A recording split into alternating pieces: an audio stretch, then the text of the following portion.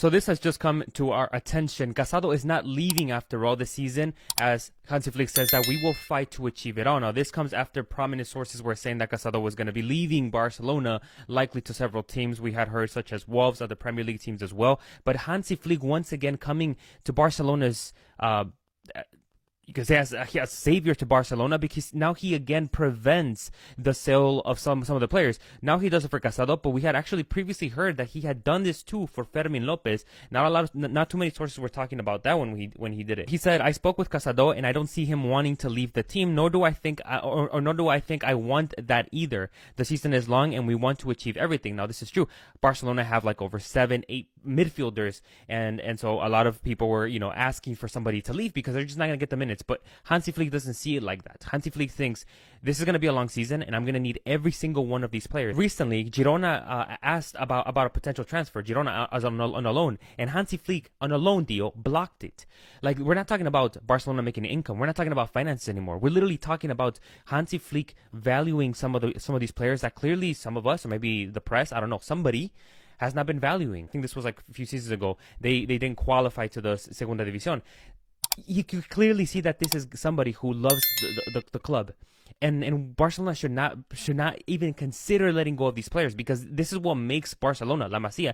Casado is one of them who resembles those ideals. And I think in his press conference before the match, he also talked about Lamine Yamal, saying, quote, "Lamine Yamal's crown celebration, I don't care what people say about my players. I wish I could somehow crown Lamine myself. All that matters to me is that he is a player who has shown great discipline with me." And I mentioned this a while ago. For those who aren't aware, please drop a follow so you do not miss out on that. But I literally mentioned how Lamine Yamal is disciplined, and people oversee that because they just see this big ego that he somehow has, but they don't notice the discipline that Lamine Yamal has. I think that the Hansi Flick speaking out on this definitely it cuts off all of those fake news that we were hearing about Casado leaving, about Lamine Yamal and all these rumors and his ego. He's literally a president, a sporting director, a manager. He is everything. He's a counselor as well. He is everything at the club, and I really hope that he stays for many more years, because I really don't know what we're going to do without him. A lot of you guys have been confused with this entire Iñaki Peña situation. What's the club thinking about doing? Are the club going to loan him out, to sell him? Well, here's everything pretty much. Allegedly, what the club is thinking about doing is to extend his contract, I believe, for an additional 3 years. I may be incorrect about that. Maybe it might just be like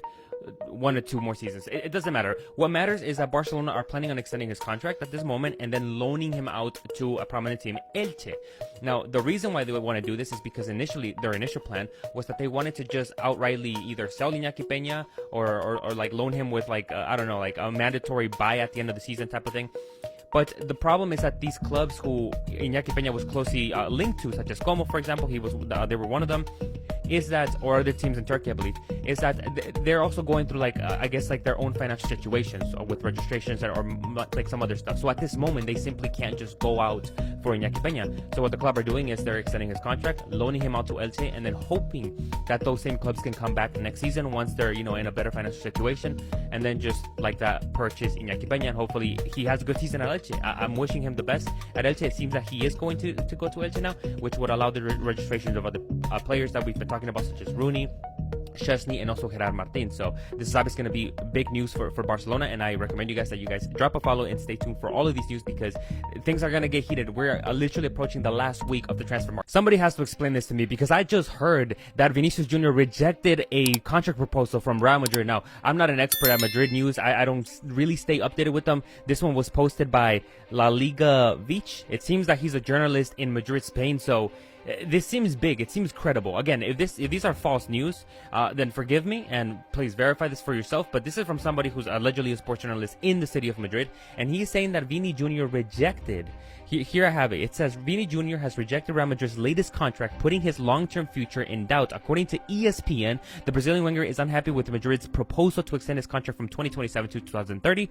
His camp is asking for a fixed salary of 20 million per year, raising up to 30 million with performance-based bonuses. And Real Madrid's counteroffer was just a flat 20 million with no add-ons, a package that he apparently, or his representatives described as too small for an extra 3 years. Like, that's too small. I'd be happy with just 500K if you ask me. But again, this is from a sports journalist coming in Madrid.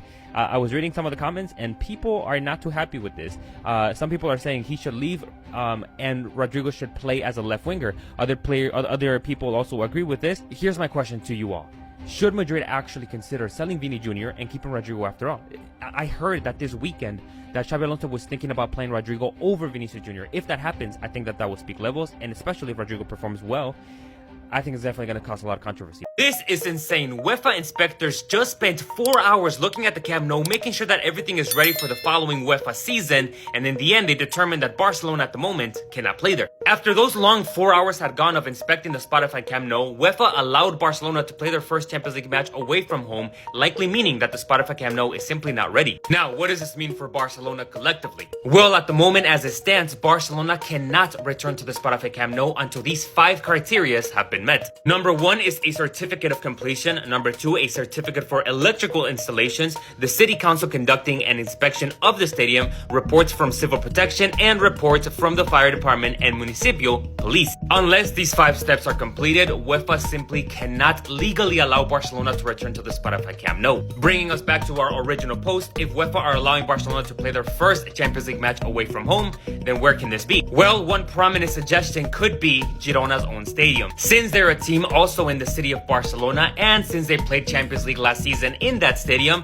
then this could be one option for Barcelona. But of course, only if Girona allows it. Not only could they play a few home Champions League matches in the stadium, but also their La Liga match against Valencia. However, since UEFA allowed Barcelona to play their first UCL match away from home, then the clubs still have time to decide whether they can also still return to the Spotify Camp Nou if those 5 criteria are met, or play at the Madrid Stadium once again. The club really have to speed things up and make a decision as soon as possible. Culers, let me know what you think, drop a follow, and God bless.